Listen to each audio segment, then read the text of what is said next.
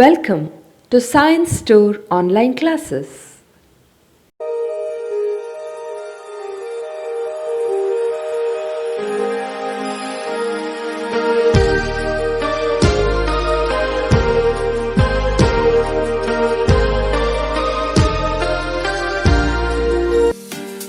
Don't forget to like our video and subscribe our YouTube channel for all the updates. Hello dear students and welcome to CET JEE classes of relations and functions. In this class we will learn the different types of relations. See, there are totally 5 types you can identify. The first a reflexive relation. Now what is a reflexive relation? If you have the ordered pairs of the type A, A in the relation for every element of A. Let me give an example quickly. You have 1, 2. Then in the relation you must have 1, 1 and you must have 2, 2. Understand? You must have A, in the relation for every A in the set A. If you had 3 here, you should have written 3, 3 here. Okay, so for every element of A you must have the ordered pairs of the type A. So that is called reflexive relation. Now is this relation reflexive? Yes. How do you identify? You must look at the set. Do you have A for every element A in the set A? Yes, we have. Therefore it is reflexive. So even the set is important when you talk about the relation. Without the set there is no relation. Then symmetric. What do you mean by symmetric? If A, B belongs, then B, A also must belong to the relation. Well, I'll take one more element here. See, what is the relation? Subset of A cross A. A cross A will have 1, 2 and 2, 1 also, correct? So 1, 2 and 2, 1. So these are the 4 elements in A cross A. And I have taken all the elements in this relation. Now tell me, is this symmetric? You have A, B like 1, 2. So do you have B, A, 2, 1? Yes, you have. Therefore this is symmetric relation. I hope you are understanding this. Only if you have A, B, then you should have B, A. If you don't have A, B, you need not have B, A. If you do not have 1, 2, you need not have 2, 1 also. If both are not there, still it is symmetric. Still it is symmetric. 1, 1, the reverse is also 1, 1 which is present. Right.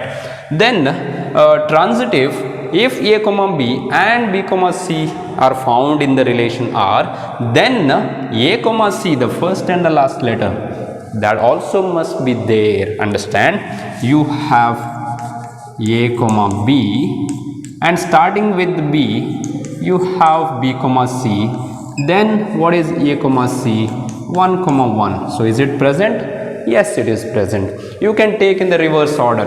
You have 2, 1 and you have 1, 2. Then you must have 2, 2 as well. That is also there. So both the ways you should understand. It's not the same order. These must be in the same order, but the ordered pairs need not be in the same order. You can write this first, you can write that later.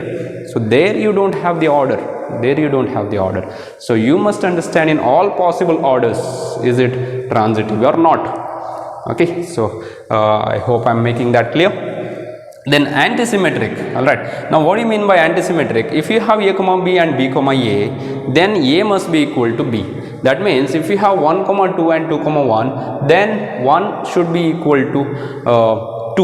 Okay, so if these two things happen, then 1 should be equal to 2. Now are they equal? No, they are not equal. Therefore that relation is not antisymmetric. As simple as that. Okay, so here this is not equal, therefore it is not antisymmetric. If it was equal, then it would be antisymmetric. Now what is the meaning of an equivalence relation? This is not a different type of relation. So if a relation satisfies these 3 properties, it is reflexive, it is symmetric and it is transitive, then we call that relation as equivalence. Alright, so please understand these types and learn them. We will solve a few examples in the next class. So, I have two remarks to be explained here before I go into a few problems of relations and functions. Alright, the first remark that I want to tell you is, when do you say two ordered pairs are equal? Alright, x comma y and p comma q, there are two different ordered pairs.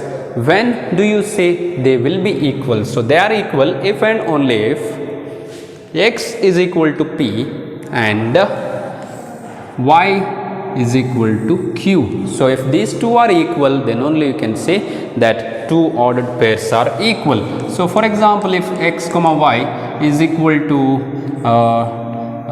2 and 2 comma 4, so x is equal to 2, y is equal to 4, as simple as that. Alright, so you may get a question like find the values of x and y and those things. So please remember, when do you say these two ordered pairs are equal? If the corresponding elements, the first elements and the second elements are equal, and if the first and second corresponding elements are equal, then the ordered pairs are also equal. So if this happens, then the first thing follows. Alright, so that's why we are saying if and only if this happens, then the second thing happens. If this second thing happens, then the first thing also will follow. Now the second remark is about triple product. Now if you have only one set A and you want to find the triple product A cross A cross A. Alright, so how do you represent that in a set? It is set of all triple ordered triplets, set of all ordered triplets of this form, A comma B comma C. All the three elements belong to the set A. So how do you write it? For example, I will take 1 comma 2. Now how do you write A cross A cross A? Okay, so how many elements will be there? 2 into 2 into 2. Okay, so 2 cube, 8 elements you will have. Okay, now how do you write this 8 elements? You have to take this set 3 times. You don't have to literally write it. Okay, literally you don't have to write it, but assume. Okay, now how do you write the first element? 1 comma 1 comma 1. So this is the first element, and second, you maintain the same root till here, but now you change, you go to the second. Okay, so that is 1 comma 2. So that is with 1 comma 1. Now you can change the first root itself. So from 1 you can go to 2 and then you can go to 1. Okay, so 1 comma 2 comma 1. Now you might have understood how to go to the next element. See, 1 comma 1 1 comma 1, the second elements have changed. Now 1 comma 2, and you take 1 comma 2 itself, but you change the third element. Here you have gone to 1. Now 1 comma 2 comma 2, you go to 2. Then see, that's it, starting with 1. Now you start with 2, so 2 comma 1 and go to 1 next, and then again 2 comma 1, again 2 comma 1, but the third element is 2. So now next is 2 comma 1 is done, so 2 comma 2, third element is 1, and again 2 comma 2. Now 2 comma 2, 1 is over, 2 comma 2 and 2. So totally 8 elements are there. Alright, so this is the way we write triple product if the set A is given to us. Okay, if there are 3 different sets A, B, C, then A cross B cross C can be written as first element belongs to A, second element belongs to B, third element belongs to C. In that way also you can write if there are 3 sets given to you. Well, let's move on to the next concept, that is domain, codomain and range of a relation.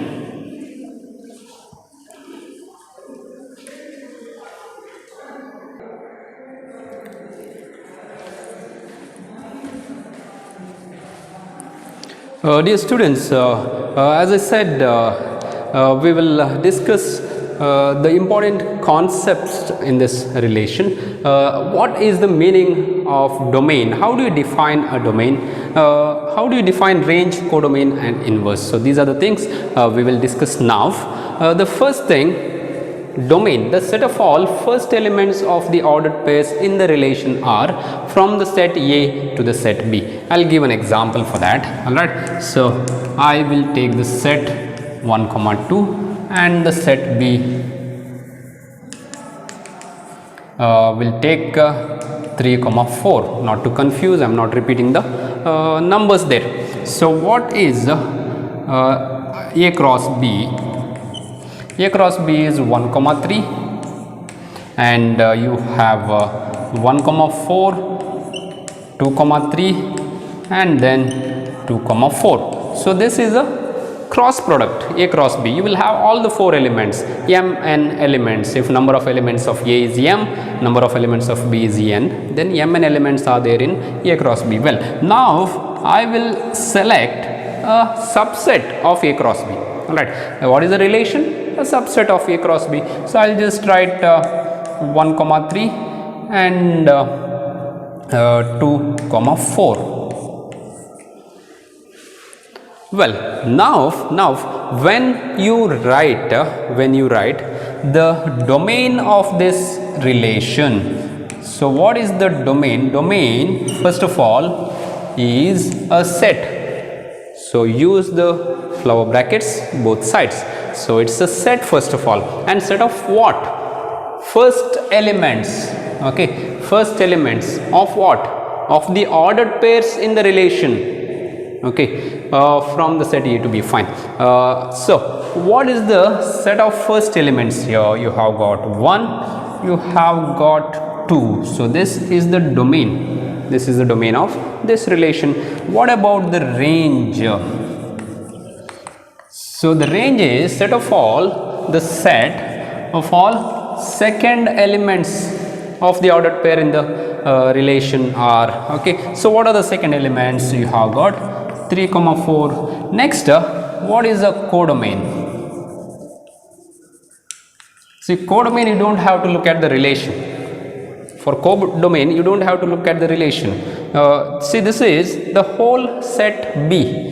The whole second set, the full second set is the codomain. So 3 comma 4 is the codomain here, and in this case range is a subset of codomain. It may be equal or it is proper subset. In this case it is equal. Range and codomains are equal. I'll give one more example of a relation. See, I can take 1 comma 3 and I can take 2 comma 3. Then what is the domain of the relation? Domain of the relation is the first elements 1 comma 2. What is the range? Range is only 3 here. Range is only 3. Now what is the codomain? Codomain is the full second set, the set B. The full second set B is codomain. So that is 3 comma 4 itself. Now look at the range. Range is the only second elements. There is only 3. Now you understand 3. The set containing 3 is the subset of the set containing 3 comma 4, is it not? Yes. So in this case range is a subset of codomain and is a proper subset. Range has less elements than codomain. Okay, so please keep this in mind. Range is always a subset of the codomain. It may be equal sometimes, may not be equal in other times. Well, so that is about domain, codomain and range. So this knowledge is important. This knowledge is important for the function concept as well. Now let me continue and give you the arrow diagram of this relation. So how does that look like? See, this is this relation from A to B. So this is a relation from A to B. A has 1 comma 2, B has 3 and 4. Now look at the relation. 1 comma 3 belongs to R. 1 comma 3 belongs to R. That means 1 is related to 3. We have understood that in the previous class. So 1 is related to 3. How do I show in the arrow diagram? I'll just draw the arrow. Then 2 is related to 3. So 2 is also related to 3. So this is the arrow diagram of this particular relation. So here you understand the domain is 1 comma 2 and the range is 3. Codomain is the full second set. So range is only 3. So range is not equal to codomain here. Well, coming to the last concept that I have written here is inverse. Okay, so if you have a relation a comma b, set of all a comma b, a belongs to a and b belongs to b, then how do you find the inverse of that relation? You just have to write in the reverse order. So a comma b must be written as b comma a. Still a belongs to the first set, b belongs to the second set itself. That does not change. So what changes is the order in which you write the ordered pairs. Understand? I'll take the same example. Now I'm not going to write the cross product. I'll directly write the relation. So I'll write 1 comma 3 and 1 comma 4 and I'll write 2 comma 4. So I'm not writing all the 4 elements. It's a relation, it's a subset. So it's my choice how many elements I want to write. Now how do I write R inverse? So R inverse is you just have to reverse the order in which you write the ordered pair. Instead of 1 comma 3, now I am going to write 3 comma 1. So if I write 3 comma 1, that is like b comma a. Okay, so b belongs to the set b. 3 belongs to b and a 1. So 1 belongs to a. So that does not change, and this is like 4 comma 1 and 4 comma 2. Well, so this is R inverse. When we come to functions, we know how to find the inverse of a function. We will know. Okay, so for time being, please remember this. Okay, so same concept when we go to functions as well. So that's the inverse of a relation. So please understand domain, first elements, range, second elements, codomain is the full second set b, and inverse, how do you write the inverse of a relation? A comma b becomes b comma a. Well, next we will solve a few questions which are related to this. Don't forget to like our video and subscribe our YouTube channel for all the updates.